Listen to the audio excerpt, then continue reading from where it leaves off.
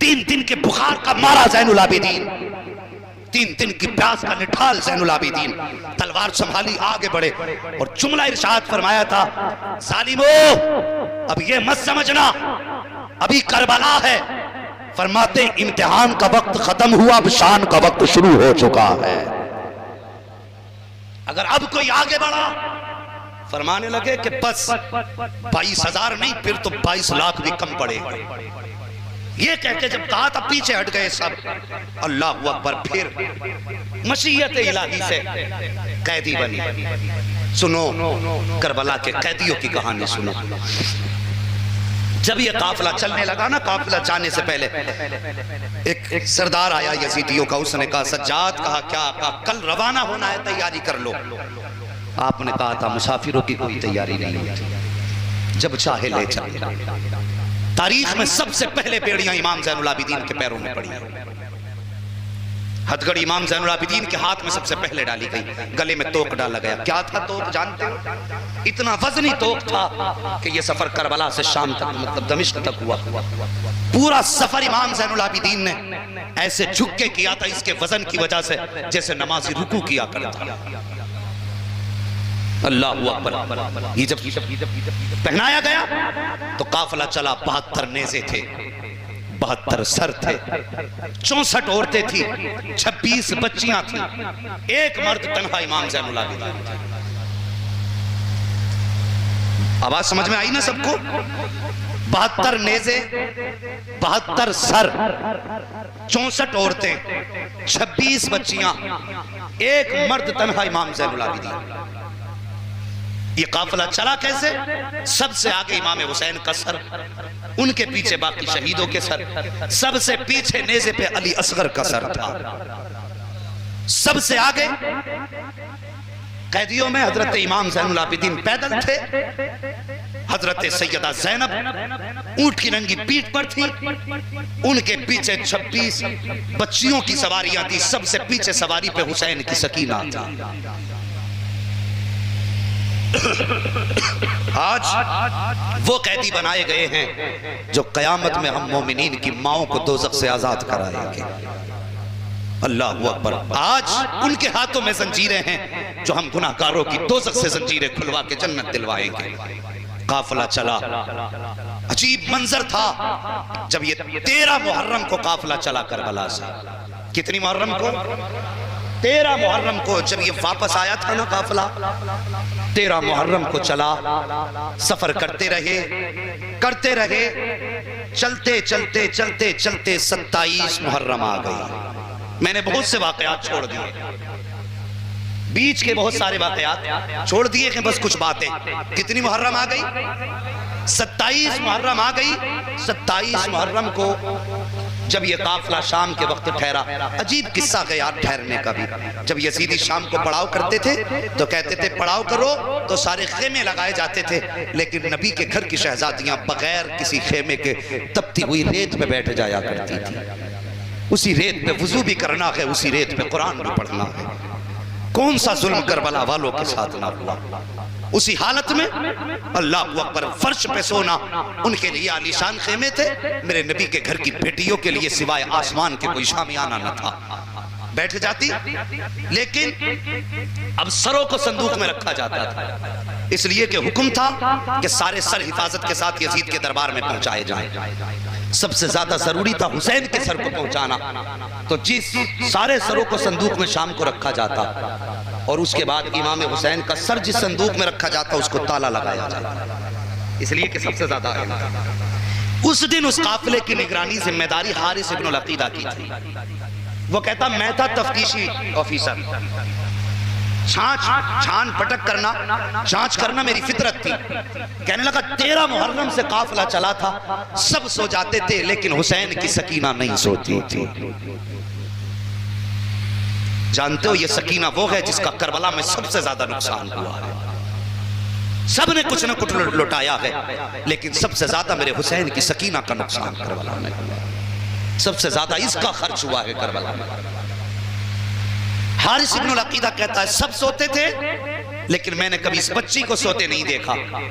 कहने लगा, मैं सोचने लगा आज देखूं ये बच्ची जागती क्यों है। इसने कहा मेरी ड्यूटी थी, मैं कुर्सी पे बैठ गया और ऐसे बैठा जैसे लोग सो जाया करते हैं। कहा मैंने आंखों को बंद किया, क्या देखता हूं कि ये बच्ची धीरे धीरे चलते चलते मेरे पास आई है। इसने मेरी कुर्सी का चक्कर लगाया, गौर से मेरा चेहरा देखा। कहा 27वीं शब की अंधेरी रात थी। इसने ये सोचा शायद मैं सो रहा हूं। बच्ची ने मुझे देख के कहा, या अल्लाह तेरा शुक्र है आज तूने इसे सुला दिया है। कहा ये कह के बच्ची चली है। मैं देख रहा था बच्ची कहां जा रही है। कहा बच्ची गई सबसे पहले उस संदूक के पास पहुंची है जिस संदूक में अली असगर का सर रखा हुआ था। कहता मैंने देखा बच्ची गई, जाने के बाद बच्ची ने संदूक खोला है और उसके अंदर से वो सर निकाला है जो हजरत अली असगर का सर था। बच्ची ने अपने दामन से भाई का सर साफ किया है। और साहिब अजीब रिश्ते होते हैं बहन और भाई के। मैंने पहले बताया था अगर भाई पैदा ना हो तो सजदे में गिर के बहनें दुआएं मांगती हैं, अगर पैदा हो जाए तो मां बन के बहनें पाला करती हैं। अल्लाह अकबर,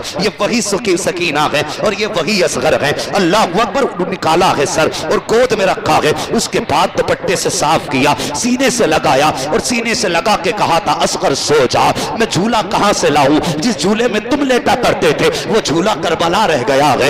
इतना कहते कहते हजरत सकीना की आंख में आंसू आ जाते हैं। सीने से भाई के सर को लगाया, वो कहता मेरा कलेजा हिलने लगा जब हुसैन की सकीना को भाई से प्यार करते देखा। कहा कहने लगी असगर तुझे क्या पता है, जब बाबा तुझे खेमे से लाए थे मैं तनाबे की आड़ में खड़े होकर देख रही थी। जब हुरमला ने तीर का निशाना लगाया था असगर मैंने हाथ का इशारा करके कहा था जालिम मेरे असगर पे तीर मत चलाना, इसने तेरा कुछ नहीं बिगाड़ा है। कहा असगर तुझे क्या पता है, जो तीर तेरे लगा था उसका कद बड़ा था, तेरा कद छोटा था। जो तीर तेरे मारा गया था उसका वजन ज्यादा था, तेरा वजन कम था। ये कहते कहते हजरत सकीना ने असगर को सीने से लगाया है।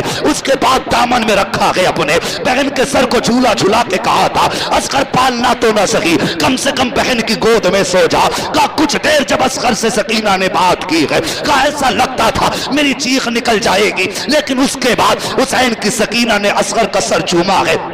चूमने के बाद फिर संदूक में रख के कहा था असगर तू सो जा, मुझे अकबर से मिलना है, बड़े भाई से मुलाकात करनी है। कहा हुसैन की सकीना है, फिर अपनी जगह से उठी है और उस संदूक के पास आई है जिस संदूक में अली अकबर का सर रखा हुआ है। कहा उसने आकर के बड़े प्यार से संदूक खोला, आहिस्ता से संदूक खोला, कहीं इसकी आंख ना खुल जाए। ये कहता मैं तो जाग ही रहा था। कहा बच्ची ने सर निकाला, भाई के सर पे खून को साफ किया, जुल्फों को पोंछा, पोंछने के बाद माथा चूम के कहा था अकबर मदीने जा रही हो, अगर सुहरा पूछेंगी तो क्या जवाब दूंगी। अल्लाह अकबर का इतनी बात कही थी। और उसके बाद हजरत सकीना ने अली अकबर को सीने से लगा के कहा था अकबर काश तूने बाप की हालत देखी होती। जब तुम मैदान करबला आए थे तो बाबा के बाल काले थे, लेकिन जब तुम्हें उठा के लाए हैं तो बाबा के सारे बाल सफेद हो चुके थे। अल्लाह अकबर। उसके बाद जल्दी जल्दी कहा अकबर तुम आराम करो, मुझे बाबा से मिलना है। और यार अजीब रिश्ता होता है बाप का बेटी के साथ।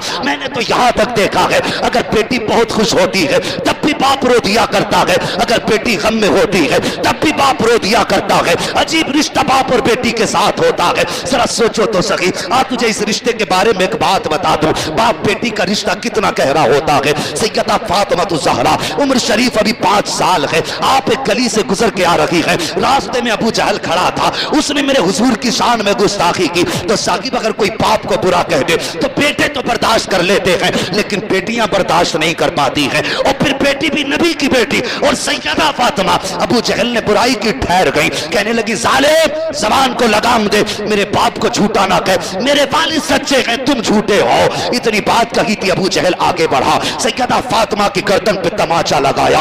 अल्लाहू अकबर। तुम सब जानते हो कभी मेरे नबी ने गुस्सा नहीं किया, कभी किसी के हक में बद्दुआ नहीं की, कभी किसी के हक में मेरे हुजूर कभी तबाह की नियत से ना निकले। लेकिन जब अबू जहल ने हजरत फातिमा के तमाचा लगाया, रोते हुए घर आई है, मेरे हुजूर ने सैयदा की आंख में आंसू देके जमीन पे बैठ गए, बाजू फैलाए, आंख में आंसू आ गए और नबुव्वत की आंखें बरसने लगी। हुजूर ने फरमाया था फातिमा क्या बात है, क्यों रो रही हो। जब पूरी बात बयान की मेरे हुजूर को जलाल आ गया, गुस्सा आया, फरमाया जाओ अबू सुफियान के पास जाओ और उनसे जाके कहो अगर वो इसका इंतकाम लेते हैं तो बताएं, अगर वो नहीं लेंगे तो आज मोहम्मद खुद अपनी बेटी का इंतकाम लेके दिखा दे।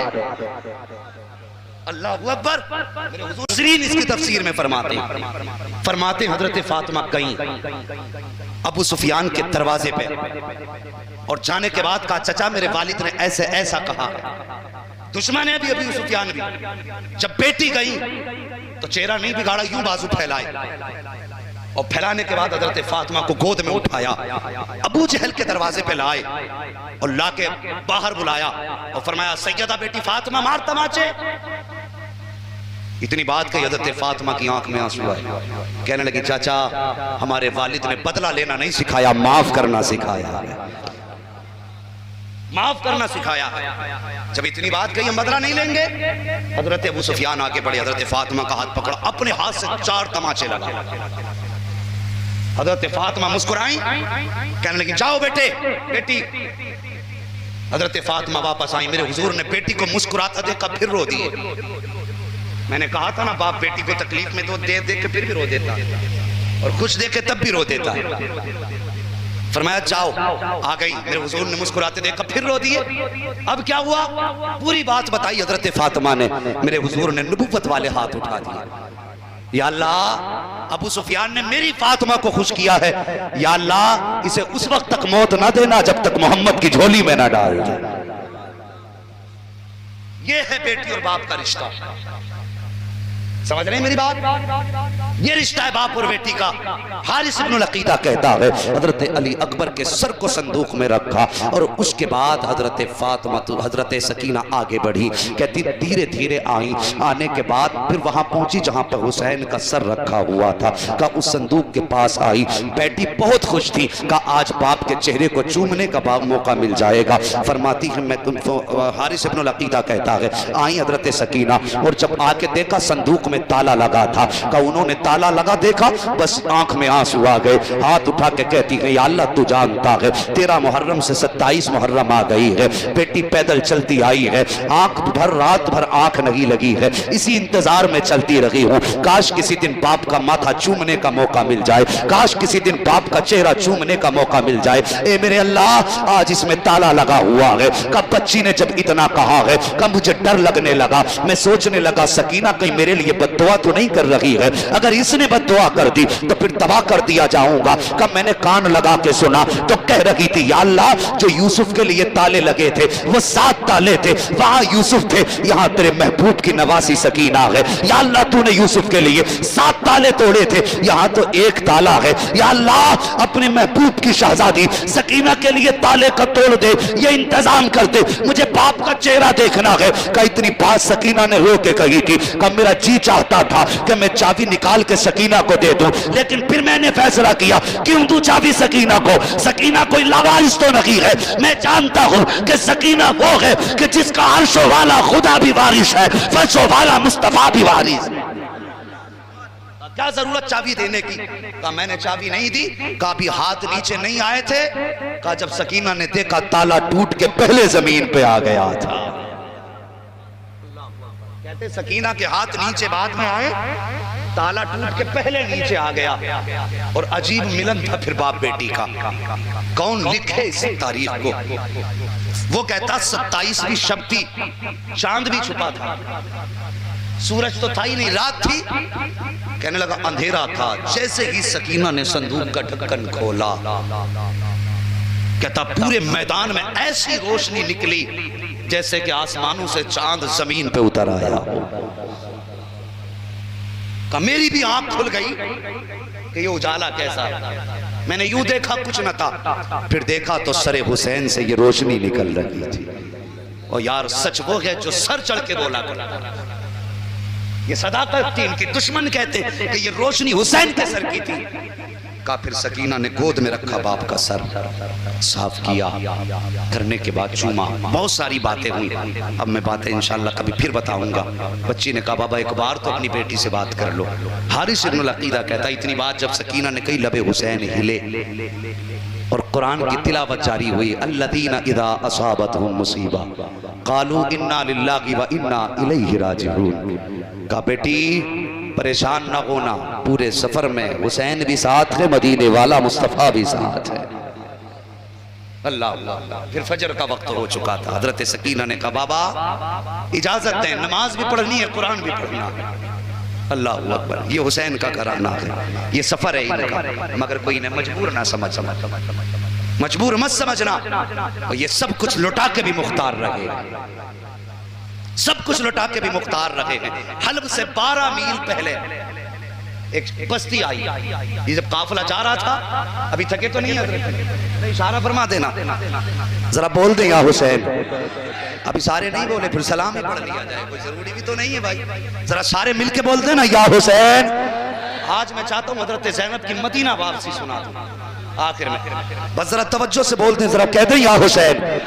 बस गौर करें, जब हल्ब से 12 किलोमीटर पहले जब ये बस्ती के पास से काफिला गुजरने लगा, एक चौराहा आया। मैं सुनाने लगा हूं कौन देता के देने को मुंह चाहिए, देने वाला है सच्चा हमारा नबी। गौर करें, 12 मील पहले एक चौराहे पे एक नाबीना शख्स खड़ा था, उसके साथ एक बच्चा था। 72 नेज़ों पे 72 सर। उनसे आगे ढोल बजते आ रहे थे। क्या बज रहे थे? ढोल बज रहे थे। आगे आगे ढोल, पीछे पीछे 72 नेज़े। बच्चा ये समझा शायद बारात आ रही, और नए कपड़े थे, जश्न था फतह का इन लोगों में। बच्चे ने अपने बाप से कहा अब्बा लगता है बारात आ रही है। बूढ़ा कहने लगा बेटे जब दूल्हा पास में आ जाए तो बता देना, तभी भीख मांगेंगे। बच्चे ने कहा ठीक है। ढोल बजते बजते लोग आगे गुजरे। बच्चा दूल्हा की तलाश में था। क्या देखा? 72 नेज़ों पे 72 सर। जैसी बच्चे की नजर पड़ी, अपना होश खो बैठा। बच्चा देखा तो देखता ही रह गया। और फिर अजीब मंजर था यार, 72 नेज़ों पे 72 सर समझ में आए, लेकिन जब 6 माह के असगर का सर देखा तो फिर बच्चा फैसला ना कर सका, सर पकड़ के बैठ गया। सोचने लगा या अल्लाह, बड़ों की खता तो समझ में आती है, इस बच्चे ने क्या बिगाड़ा होगा? जिसके मुंह से दूध निकलना चाहिए था उसके मुंह से खून बह रहा है। का ये सोच के बच्चा चुप खड़ा रह गया। काफिला गुजरता गया, 72 नेज़े गुजरते गए, 72 सर भी गुजरते गए। आखिर में फिर कैदियों की बारी आई है। सबसे आगे इमाम ज़ैनुल आबिदीन थे, उनके पीछे सैयदा ज़ैनब की सवारी है। अल्लाहु अकबर। जब नूरी लोगों के हाथों में इसने जंजीरें देखी, गोली मार के धोखे से ये कहना चाहता था बाबा मंजर अजीब है, लेकिन बूढ़ा ये समझा शायद दूल्हा की सवारी आ गई है, इसलिए बच्चे ने इशारा किया है। बूढ़े ने जैसी इस कोनी का इशारा महसूस किया, उसके बाद बूढ़े ने हाथ उठा के कहा था ओ जाने वालों, अली की खैरात दो, नबी की खैरात दो। इतना सुनना था, हजरत ज़ैनब की आंख में आंसू आ जाते हैं। आज कई दिन के बाद परदेश में किसी ने अली का नाम ले दिया था, किसी ने नबी का नाम ले दिया था। हजरत ज़ैनब की आंखें बरसने लग जाती हैं। फरमाती अम्मा फिजा का क्या बात है? कब जरा इससे कहो, एक बार और मेरे बाबा और नाना का नाम ले थे। फिर से कहा जरा और मांग, किसके नाम से मांगता है? सवाली ने कहा था अली की खैरात तो, नबी की खैरात तो। आपने कहा फिर बोल। उसने 3 मर्तबा कहा अली की खैरात तो, नबी की खैरात तो। अल्लाहु अकबर। इतनी बात कही थी। हजरत ज़ैनब कहती है फिजा अम्मा जरा पूछो इससे, क्या ये अली को जानता है? उसने कहा हाँ मैंने अली का जमाना देखा है, उनका दौर देखा है, उनको तो नहीं देखा, अलबत्ता मैंने उनकी आवाज सुनी है, उनके लहजे को पहचानता हूँ। उसके बाद हजरत ज़ैनब ने बच्चे को बुलाया, बुला के कहा था बेटे बता तो सही क्या करते हो? कहा हमारा पेशा है बाप दादाई, हम भीख मांगा करते हैं। आप फरमाती हैं सुन, सबसे पीछे जो सवारी आ रही है उस पर सबसे छोटी कैदी बैठी हुई है, उस कैदी का नाम सकीना है। उसकी सवारी के पिछले कदमों के निशान की मिट्टी हटा लेना, तुम्हारी जरूरत पूरी हो जाएगी। ये कह के सैयदा ज़ैनब आगे बढ़ गई। बच्चे ने बूढ़े का हाथ पकड़ा है और वहां लाया है जहां से हजरत सकीना की सवारी गुजर रही थी। उसने पिछले कदमों के निशान की मिट्टी हटाई है। जैसी मिट्टी हटाई है, बच्चे की आंखें हैरत ज़दा रह जाती हैं। क्या देखता है? ऊपर की मिट्टी हटाई, नीचे से सोना निकल आ रहा है, सोना निकल आया है। बच्चे ने चीख के कहा था बाबा काम बन गया है। कहा क्या हुआ है? कहा ये जो कैदी गुजर के गई है इसने बताया था कि सवारी के पिछले कदमों के पीछे से मिट्टी हटा लेना। कहा मिट्टी हटाई है तो सोना निकल आया है, अब भीख मांगने की जरूरत नहीं है। बूढ़े ने कहा था बेटे अब सोने को छोड़ दे, वहां ले चल जहां वो कैदी गई है। कहा किस लिए? कहा तू नहीं जानता है ये जो गुजर के गई है ये कोई और नहीं है, या तो अली की बेटी गई है या फिर इस रास्ते से नबी की बेटी गुजर के गई। अगर किसी को नारा याद हो तो नारा लगा दो अल्लाह के बंदो। हद कर दी भाई।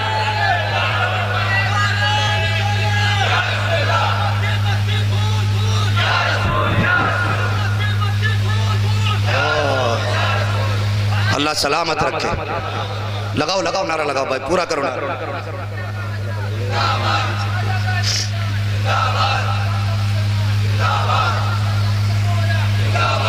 अल्लाहु अकबर का या तो अली की बेटी गई है या फिर नबी की बेटी गई है। बच्चे ने सोना तो छोड़ दिया और वहां पहुंचा जहां सैयदा ज़ैनब थी। बूढ़े ने जाके कहा बेटी कौन है? सैयदा ज़ैनब ने कहा तुमने तो अली को देखा है। इतनी बात कही कसम से बूढ़ा कदमों पे गिर गया। कहने लगा लहजा बता रहा कि अली की बेटी आई है।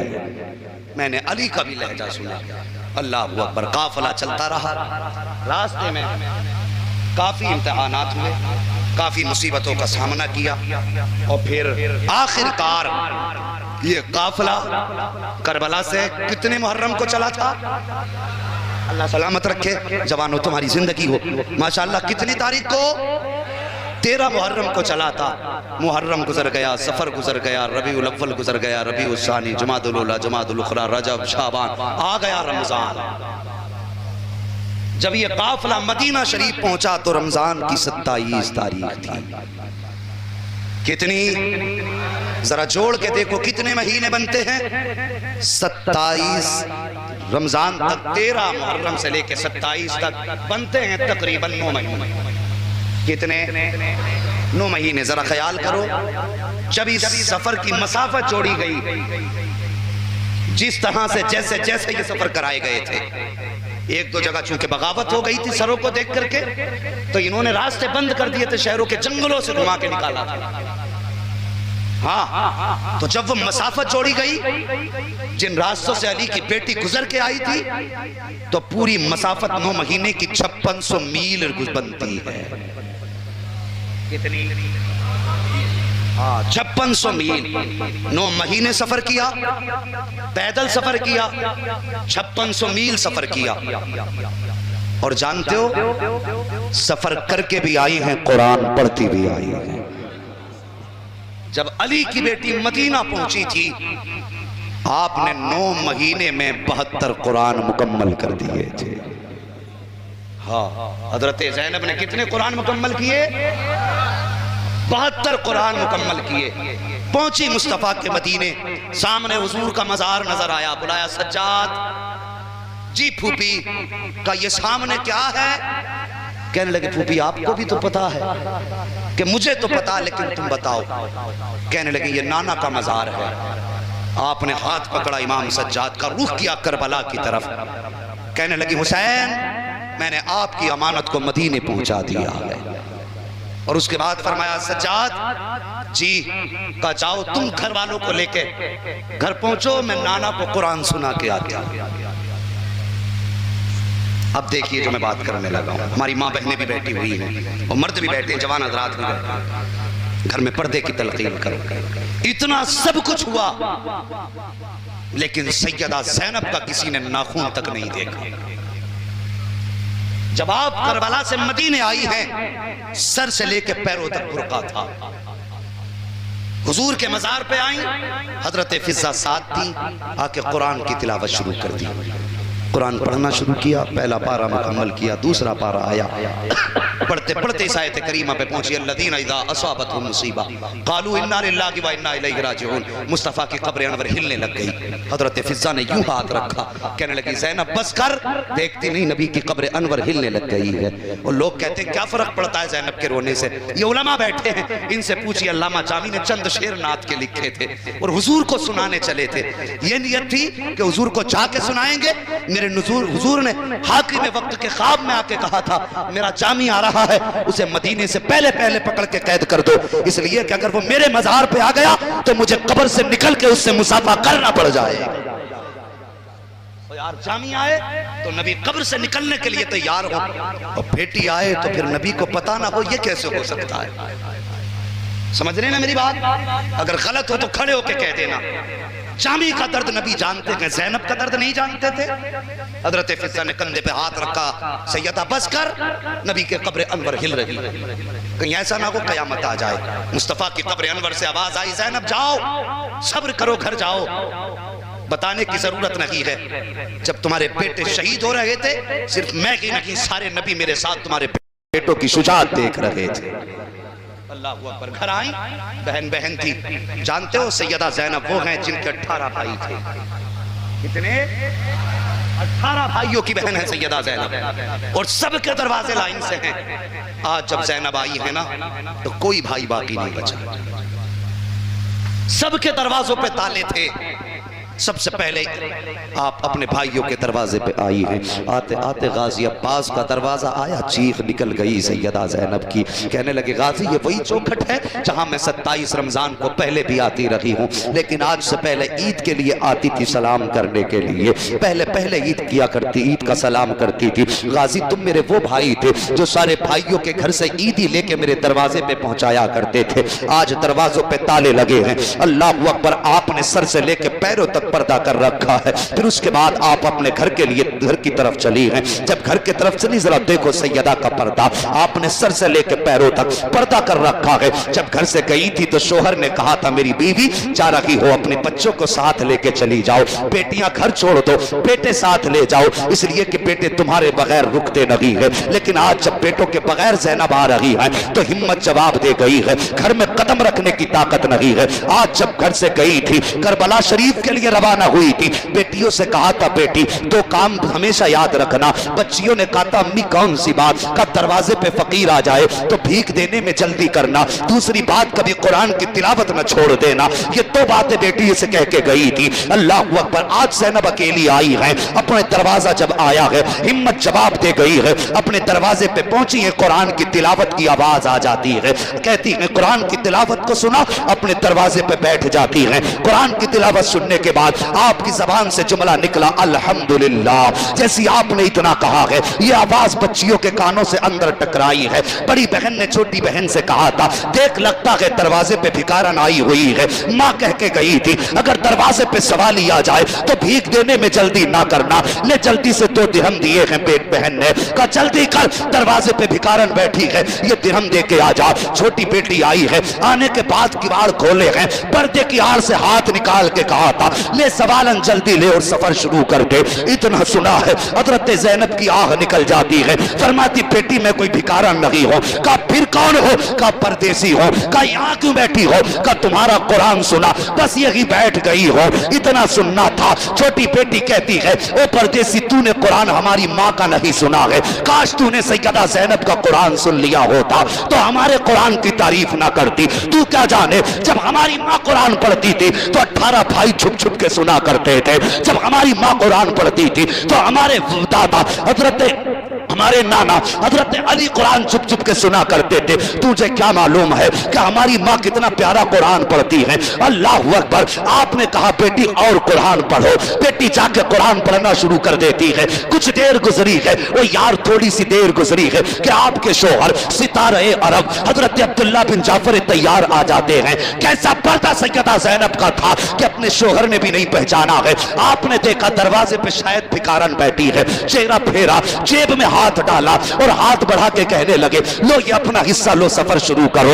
इतना सुनना था। सैयदा ज़ैनब फिर चीख निकल जाती है, कहती मैं कोई भिखारा नहीं हूं। कहा फिर कौन हो? कहा परदेसी हो। आपने इतना सुना, कहते हैं अगर परदेसी हो तो सुनो शाम हो गई है, मेरी बीवी परदेश गई है, मेरी बच्चियां उसे याद करके रोया करती हैं। ए परदेश जाने वाली, अगर तेरे पास थोड़ा वक्त हो तो कुछ वक्त मेरी बच्चियों के पास गुजार ले ताकि बच्चियों की एक रात सुकून से गुजर जाए। इतना सुनना था। हजरत ज़ैनब उठी है, अभी चेहरे से नकाब नहीं उठाया है, घर में तशरीफ लाई है हजरत जाफर तैयार के शहजादे हजरत अब्दुल्ला ने बच्चियों से कहा था बेटी परदेसी आई है, कोई मेहमान है, इनके पानी का इंतजाम करो, बिस्तर का इंतजाम करो, मुसीबत ज़्यादा लगती है, परदेश से आई है, थकी लगती है। ये बात अपने बच्चियों से कही हजरत अब्दुल्ला बिन जाफर तैयार ने। छोटी बेटी जल्दी से उठी है, हाथ में पानी का प्याला लाई है। लाने के बाद सैयदा ज़ैनब के आगे प्याला किया था। वो यार कयामत का मंजर था। जैसी हाथ में पानी का प्याला आया, सैयदा ज़ैनब ने कहा था बेटी हमें पानी अच्छा नहीं लगा करता है,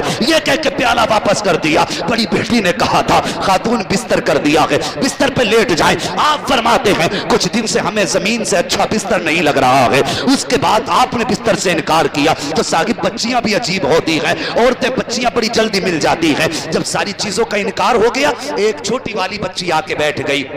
आके बैठ के कहने लगी परदेसी हो? कहा हाँ। कहा कहाँ की रहने वाली हो? कहा अरब के ही रहने वाले हैं। कहा किस खानदान से ताल्लुक है? कौन हो? आपने फरमाया मेरे 2 बेटे हैं। इतनी बात कही है, छोटी बेटी कहती ताज्जुब है, तुम्हारे भी 2 बेटे हैं, हमारे भी 2 भाई हैं। कहा बताओ बेटे कितने बड़े हैं? सैयदा ज़ैनब ने कहा था एक की उम्र 9 साल थी, दूसरे की उम्र 11 साल है। छोटी बेटी कहती है ताज्जुब है, हमारे भी भाई 2 हैं, तुम्हारे भी बेटे 2 हैं, हमारे भी एक भाई की उम्र 10 साल है, 9 साल है, तुम्हारे भी एक बेटे की उम्र 9 साल है, हमारे भी एक भाई की उम्र 11 साल है, तुम्हारे भी एक बेटे की उम्र 11 साल है। उसके बाद पूछा बेटी ने कितने भाई हैं तुम्हारे? जब इतनी बात पूछी ना कितने भाई हैं, हजरत ज़ैनब कहती 18 भाइयों की बहन हो।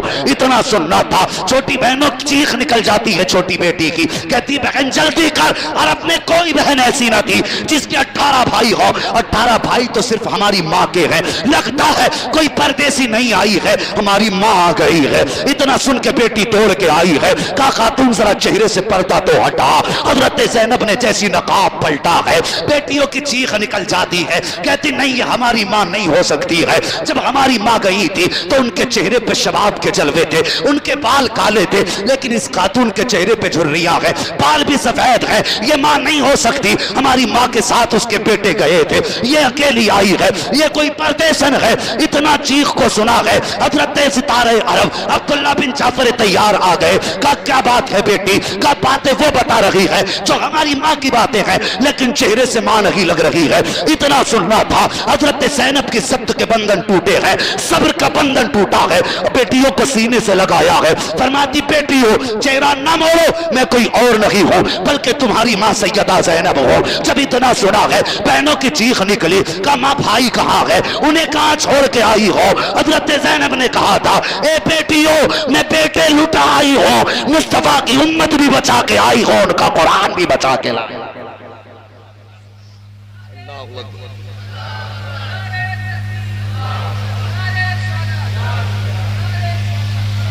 बचा के कूफे से आबिद को लेके आई है, कमर पे पारे इमामत उठा के लाई है। अली की बेटी को झुककर सलाम करी सलाम, तेरी अमानतें घर तक बचा के लाई है। राकीन कमेटी और जलसे में आने वालों सुनने वालों, अल्लाह तुम्हारी नस्लों को आबाद रखे और सबको करबला वालों की खैरात अता फरमाए। और खुदा की कसम ये नसीबों की बात है, उनके नाम की महफिल सजा के बैठे हैं, वरना दुनिया में कितने पड़े हैं कहने को मुसलमान हैं, लेकिन नबी के शहजादों का प्यार दिल में नहीं है। अहद कर लो सिर्फ मुहर्रम के दिनों में नहीं, जब तक जिंदा रहेंगे अपनी बच्चियों को सैयदा ज़ैनब की कहानी सुनाएंगे। हाँ ये ज़ैनब वो हैं, जरा गौर करना मेरी बात पे, बस मैं बात खत्म करने लगा हूँ। दीन इस्लाम की जिम्मेदारी करबला तक हुसैन के कांधे पे रही, और फिर करबला से मदीने तक दीन की जिम्मेदारी सैयदा ज़ैनब के कांधे पे रही है। हाँ इन्होंने दीन को मदीने तक पहुँचाया है। और सुनो यजीद के 12 बेटे थे, हुसैन का तो एक ही था। एक रिवायत में यजीद के 14 बेटे थे, हुसैन का सिर्फ एक था। जिसके 14 थे, आज कोई दुनिया में तुम्हें इब्ने यजीद कहने वाला नहीं मिलेगा। आज पूरी दुनिया में तुम्हें कोई नहीं मिलेगा जो कहे मैं यजीद का बेटा हूं। लेकिन खुदा की कसम मेरे हुसैन का एक था करबला में। आज पूरी दुनिया की कोई जमीन ऐसी नहीं जहां पे हुसैन के बेटे ना रहते। हाँ पूरी दुनिया में आज मेरे हुसैन की औलाद मौजूद है। ये बात हकीकत है कि जो सर कट गए थे आज भी वही मौजूद हैं। दुनिया में वही खानदान है जो कटा था, काटने वाले मिट गए और कटने वाले आज भी मौजूद हैं। आला हज़रत फरमाते हैं तेरी नस्ल पाक में है बच्चा बच्चा नूर का, तू है ऐने नूर तेरा सब घराना नूर का। ओ जवानों हुसैन से प्यार करो। मैंने कहा सिर्फ मुहर्रम भर नहीं, पूरी जिंदगी हुसैन हुसैन करना है। मर के देख उनकी मोहब्बत में।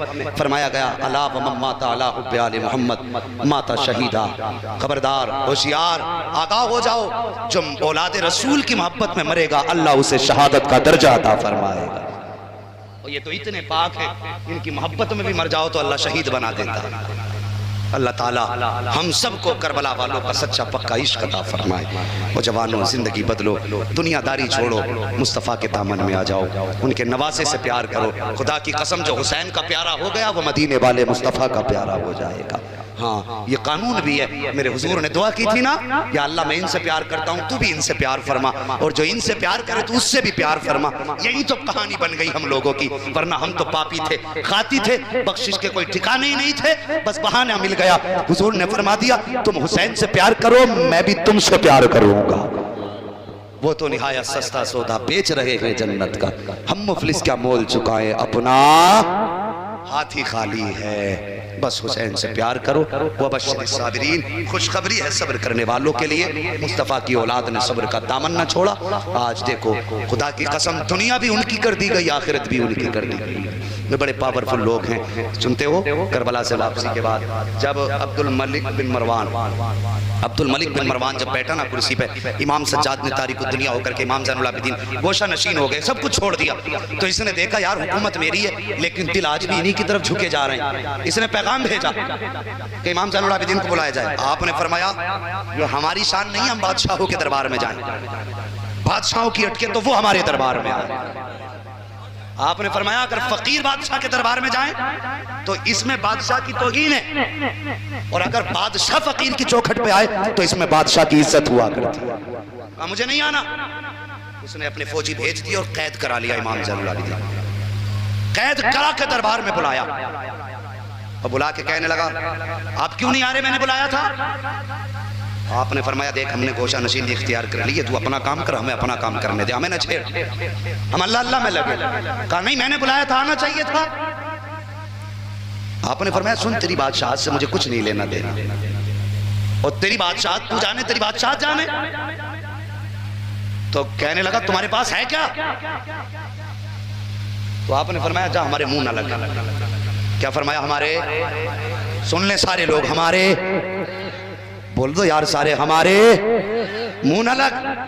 उसने कहा अच्छा ये बात है। कहने लगा यजीद के पास ताकत थी, उसने आपको कैद करा लिया, मेरे पास ताकत थी, मैंने आपको कैद करा लिया, अब तुम्हारे पास ताकत हो तो दिखाओ। आपने इतना कहा, कहने लगे अली के बेटों के मुंह नहीं लगा करते।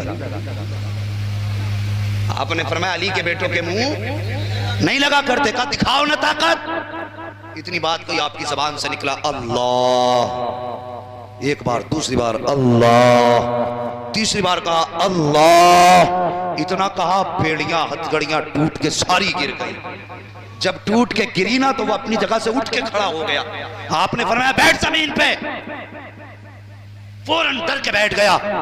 आपने फरमाया सुन कल भी ताकत हमारे पास थी, आज भी ताकत हमारे पास है, फर्क ये है जब खुदा कहता है तब ताकत दिखाते हैं, जब वो नहीं चाहता हम ताकत नहीं दिखाया करते। नारे तकबीर, अल्लाह, नारे रिसालत, हुसैन का दामन, हुसैन का दामन नहीं छोड़े। अल्लाह सलामत रखे, जवान तुम्हारी जिंदगी हो। और भाई इतने प्यार से आपने अब तक बैठ के अपने आका का जिक्र सुना, और या अल्लाह हम इतनी दुआ करते हैं तेरे महबूब का वास्ता, क़यामत के दिन इन आंसुओं के सदक़े में या अल्लाह हमारी मग़फ़िरत फरमा देना।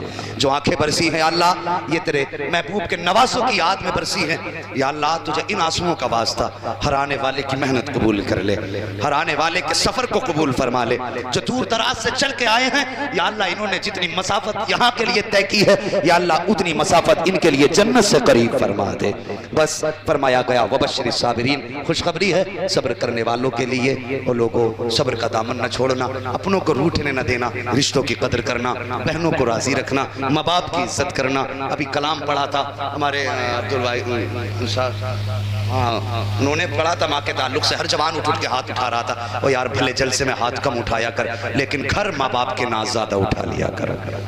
यहाँ तुम मौलवी को माँ के नाम पे 10,000 लुटा रहे हो, जरा दिल पे हाथ रख के देखना, क्या तुमने माँ जो 1000 रुपए माँ की मोहब्बत में मौलवी पे लुटाए, क्या तुमने उसी में से 100 रुपए का माँ का चश्मा संभलवा के ला के दिया? वो जरा ख्याल करना। मैं कोई ज्यादा लंबी तकरीर नहीं, 2 बातें कह के जा रहा हूँ। तुमने 1000 रुपए हम पे उड़ाए माँ के नाम पे, बताना क्या तुमने उसमें से 50 रुपए की बाप की या माँ की दवा ला के दी? इसको जरा दिल पे रख के सोचना। अगर तुम माँ बाप पे भी खर्च करते हो तो तुम्हारे हर जगह का खर्चा कबूल है, और अगर माँ बाप पे खर्च नहीं करते ना तो फिर तुम एक मौलवी क्या जाके सारा पैसा गुंबद खजरा पे लगा के आ जाओ। अल्लाह को वो खर्च भी कबूल नहीं है, अल्लाह कबूल बाद में करेगा। पहले घर माँ पे लगाओ, बाद में निकल के मस्जिदों में लगाया करेंगे इंशाअल्लाह। ऐसे किसी की माँ को औलाद से शिकवा ना हो, अल्लाह सबकी माओं को सलामत रखे। या अल्लाह हुसैन की माँ का वास्ता, जितनी माएँ दुनिया से गई हैं सबको जन्नत अता फरमा दे। साहब रात में वापस हो रहे थे, हाँ एक बाप को मैंने देखा बच्चे को कंधे पे बैठा रखा उसने। और समझो यार, जरूरी नहीं है तुम्हें काला काला रसूलुल्लाह सुनाया जाए तब तुम्हारी समझ में आए। मेरे उस्ताजों ने मुझे बताया, बेटे जैसे लोग सामने बैठे हो वैसी गुफ्तगू करना। आपके सामने मैं इंग्लिश बोलने लगूं, कोई नतीजा? अरबी झाड़ने लगूं, कोई नतीजा? जुमलों के अंबार लगाऊं, कोई फायदा? हम तो इतना जानते हैं जी, जब किसानों से बात की जाए तो जमीन के लेवल पे हो। हाँ, तो वो बाप ना बेटे को कंधे पे बैठा के, मगरिब और इशा के वक्त का गालिबन बीच का वक्त था, और जहां वो खड़ा था ना उसका घर वहां से 3 किलोमीटर दूर था। खड़ा नहीं चल रहा था, बड़ी तेजी से जा रहा था, बहुत तेजी से। मैंने कहा मौलाना जरा पूछो कौन है, कहाँ जा रहा है? तो उसने कहा, बताया फला जगह जा रहा है। तो हमने कहा बैठ जाइए। जब वो बैठा ना, मैंने कहा भाई इतनी रात को कहाँ से आ रहे हो? तो सुनो, उसने अपने जो कंधे पे बैठा था ना, उसने कहा मौलाना अपने बच्चे की दवा मुरादाबाद से लेने गया था। यार सोचो, कहने लगा बच्चे की दवा मुरादाबाद से लेने गया था। डॉक्टर हर दिन 6 बजे बैठता, आज 7 बजे बैठा, देर हो गई।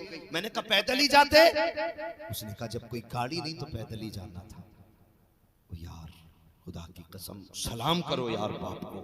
सुबह उठ के यार पैर चूम लिया करो। तू मोटरसाइकिल पे ले जाना अस्पताल को गवारा नहीं करता, ये तुझे कई किलोमीटर कंधों पे बैठा के तेरी दवा लेकर के आता है। इससे पूछ के बाप तू अस्पताल में इतने घंटे रुका, तुझे रोटी मिली कि नहीं मिली? तूने इतने घंटे लाइन में लग के गुजारे, किसी ने कुछ तुझे जूस पिलाया कि नहीं पिलाया? तूने कितनी रात अस्पतालों में जाग के गुजारी, कोई तुझे सुलाने वाला था कि नहीं था? और खुदा की कसम, मैंने परेशान बापों को देखा है, खुद तो धूप में तपते हैं लेकिन कभी अपने रुमाल से बच्चे की हवा करते हैं, कभी माएं आंचल में छुपाती है, कभी सीने से लगाती है। हाँ, बारिश पड़ी थी, मैंने एक माँ को देखा था, उसने बच्चे को सीने से लगाया और यार खुद झुक के बैठ गई, सारी बारिश बदन पे उतार दी, एक बूंद बेटे पे नहीं आने दी। और जब तू छोटा था, ये बड़े थे, कोई बूंद तुझ पे नहीं आई थी। आज ये छोटे हो गए हैं, तू बड़ा हो गया है, तेरी जिम्मेदारी ये है कि कोई बूंद इनके बदन पे आनी नहीं चाहिए। नारे तकबीर, नारे रिसालत, उलमाए अहले सुन्नत, मसलके आला हजरत। औलाद होती है, माँ बाप होते, इसलिए माँ बाप की इज्जत करेंगे। बोलो इंशाअल्लाह। अगर अब भी कोई ना माना तो तुम्हें लगता है कि तुम्हारे ये ऐलान तुम्हें जन्नत दिला देंगे? तुम्हारी ये लंबी मिसवाके जन्नत दिला देंगे? सुन, अगर माँ बाप को तकलीफ दी और माफी नहीं मांगी है ना, तो काबे में मर भी जाएगा ना, तब भी तुझे सजा के बगैर जन्नत नहीं मिल सकती है।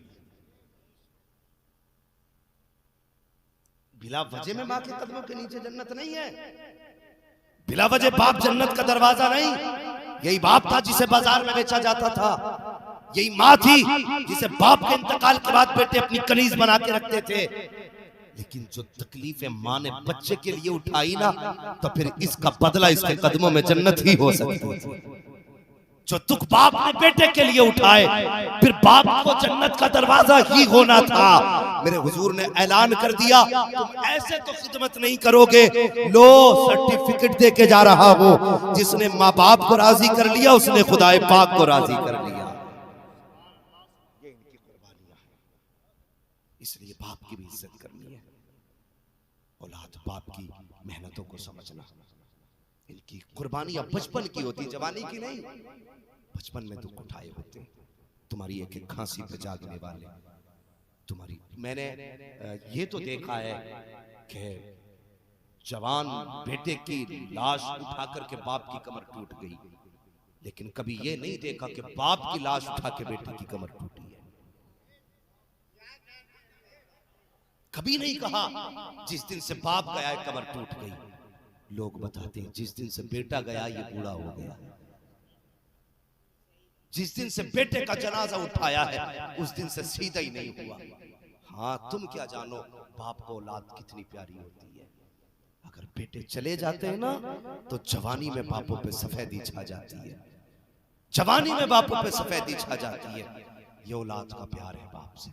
इसलिए मेरी गुजारिश है जवानों, अपने माँ बाप की इज्जत करना, माँ बाप से प्यार करना। और जिसके भी बच्चे बचपन में चले गए हैं दिल थोड़ा ना करना। अगर याद आए तो समझ लेना वो अकेला नहीं है, वो अल्लाह के खलील के पास हमारे चेहरे देख करके कलेजों को ठंडा कर रहा है। अल्लाह ने बच्चों को तना नहीं छोड़ा है, उन्हें मरने के बाद भी बाप का चेहरा दे दिया, बाप का चेहरा दे दिया है। हर बेटे को खलील के चेहरे में बाप का चेहरा नजर आता है। और खुदा की कसम यहां तक फरमाया गया जो आदतें बाप की थी बेटे के लिए, वो सारी आदतें अल्लाह के खलील में बच्चे को नजर आती है। उसे लगता ही नहीं है मैं बाप छोड़ के आया हूं, बल्कि उसे लगता है जैसे पहले बाप के साथ रहता था उसी बाप के साथ आज रह रहा। तो दिल थोड़ा नहीं करेंगे, रब की नाशुक्री नहीं करेंगे। बस इंतजार करो उस दिन का जब नफ्सी नफ्सी का आलम होगा, कोई अमल काम नहीं आएगा। उस दिन खुदा की कसम ये जन्नती परिंदे काम आएंगे, ये जन्नती परिंदे काम आएंगे, ये जन्नते परिंदे काम आएंगे। इंशाअल्लाह करेंगे माँ बाप की इज्जत। हाँ, मैं देखता हूं ना कभी कहते हैं यार मौलाना जरा अम्मा की शान बयान कर दो, अम्मा की शान बयान करने लगो 100 रुपए देते हैं। मौलवी ने अम्मा की शान बयान कर दी, 100 रुपए देने लग गए। कभी अम्मा ने दवा के लिए 20 रुपए मांगे तो दे के आएगा? कभी सोचो, ये वो छोटी छोटी बातें जिस पे हम ध्यान नहीं देते। मौलवी को 10 लाख दे दे, अगर अम्मा परेशान है तो कोई फायदा नहीं।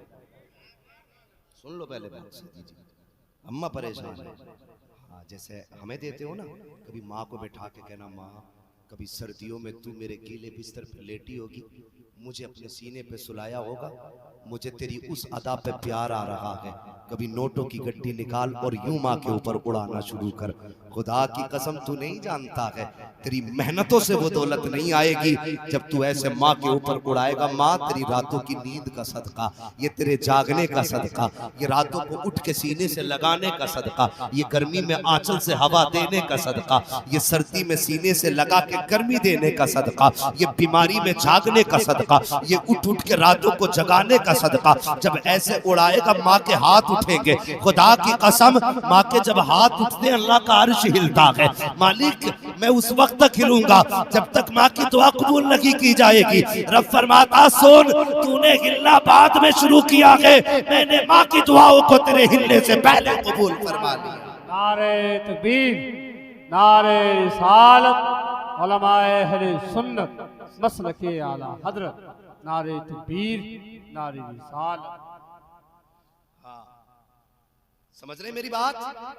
तो लेकिन क्या करूं, मैं उस कौम से बात कर रहा हूं, उस कौम से बात कर रहा हूं जो सुबह उठती है ना, सबसे पहले तो यूं हाथ चलता, आ गया हाथ, मोबाइल, पहले व्हाट्सएप चेक करेगा, उसके बाद मिस कॉल चेक करेगा, ठीक है, फिर अगर जरूरी जवाब देने के होंगे तो देगा, और अगर कुछ भी नहीं तो वीडियो देखने बैठ जाएगा। अगर दिल भर गया देखते देखते तो पबजी खेलने बैठ जाएगा, उससे भी दिल भर गया और गेम खेलने बैठ जाएगा, और खुदा के बंदे की मोबाइल तबाह कर देगा। सुबह जब तक बाहर जाना था मोबाइल चलाते रहे, जब तक जाना था मोबाइल चलाते रहे, काम करके आए फिर मोबाइल हाथ में था। सुन, तूने 8 घंटे मोबाइल दिए, कितने बोलो कितने? बुरा मत मानना, कड़वी सच्चाई है। जो बचपन में मोबाइल चलाएंगे वो जवानी में प्याले लेके हाथ में भीख मांगेंगे, ये याद रखना मेरी बात। हाँ, सोशल मीडिया का दौर है, ये बाकी रहेगी बात। और कभी सुन लेना कोई कह के गया था अपनी जवानी में जाकर के, बचपन में मोबाइल ना चलाया होता तो आज लोगों के धक्के नहीं खा रहे होते। और सुनो, अगर बचपन में कलम संभाल लिया तो मोबाइल की औकात क्या है, पूरा इंटरनेट तुम्हारे कदमों में पड़ा होगा। लेकिन शर्त ये कुछ बनो, और अगर कुछ बन भी गए, बड़ी मसरूफ दुनिया, आज एक दस्तरखान पे 6-7 लोग बैठते शुएब भाई, लेकिन दस्तरखान पे 6-7 के बैठने के बावजूद किसी को ये फुर्सत नहीं दूसरे वाले से ये पूछ ले आज दिन कैसा गुजरा। पहला आगा मोबाइल लेके बैठ गया, दूसरा आया वो भी लेके बैठ गया, तीसरा आया। एक दस्तरखान पे 12 लोग हैं, लेकिन 12 होके भी अकेले हैं, भीड़ में भी अकेले हैं। महीनों में मिले हो यार, हफ्तों में मिले हो, सुबह से शाम तक मिले हो, तुम्हें फुर्सत नहीं मिली, तुमने यहाँ के भी मोबाइल चलाया। इस्लाम की थ्योरी को समझो।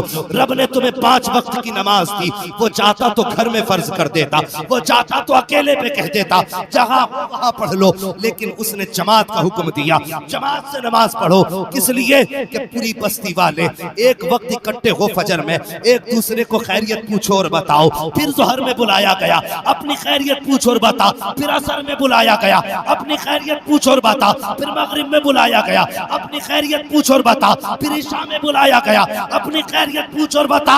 और खुदा ने तुम्हें 5 वक्त बुला के एक दूसरे की खैरियत के लिए इकट्ठा किया, और तुम 5 वक्त गए, खैरियत ना पूछी। अपने घर में होकर के तुम एक दस्तरखान पे बैठ करके अपने बाप से नहीं पूछते हो दिन कैसा गुजरा है, भाई से नहीं पूछा दिन कैसा गुजरा है, माँ से नहीं पूछा दिन कैसा गुजरा है। अरे लानत हो ऐसे मोबाइल पर जिसने एक बिस्तर पे बैठने वालों को एक दूसरे से अलग कर दिया है।